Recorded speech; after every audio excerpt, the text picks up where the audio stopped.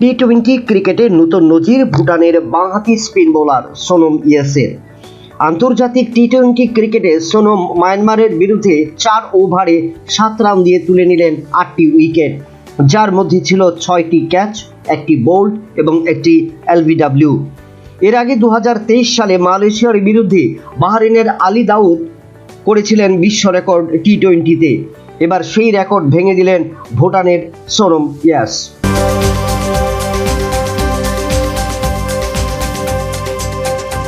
বিজয় হাজারে ট্রফিতে তৃতীয় ম্যাচে বড় জয় তুলে নিল রাজ্য দল।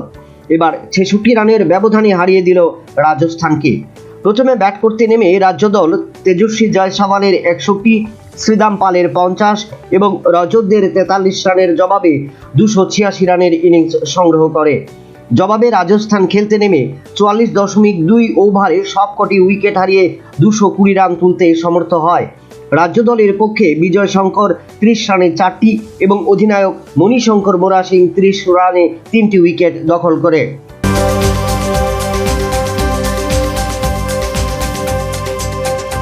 বর্তমানে চলছে বেঙ্গল প্রিমিয়ার লিগ, এরপর শুরু হবে আইপিএল এবং তারপরই শুরু হবে পাকিস্তান সুপার লিগ ক্রিকেট। তার আগে পাকিস্তান ক্রিকেট বোর্ড নতুন দায়িত্ব তুলে দিল পাকিস্তানের প্রাক্তন অধিনায়ক ওয়াসিম আকরামের হাতে। এবার পাকিস্তান সুপার লিগের আগামী মরশুমে ব্র্যান্ড অ্যাম্বাসেডর হলেন পাকিস্তানের প্রাক্তন অধিনায়ক ওয়াসিম আকরাম। যদিও এর আগে 2009 সাল থেকে 2016 সাল পর্যন্ত কলকাতা নাইট রাইডার্সের বোলিং কোচ হিসেবে ছিলেন পাকিস্তানের এই অধিনায়ক। এবার স্বদেশের মাটিতে তার হাতে ন্যস্ত হলো ব্র্যান্ড অ্যাম্বাসেডরের দায়িত্ব। Bureau report, news vanguard.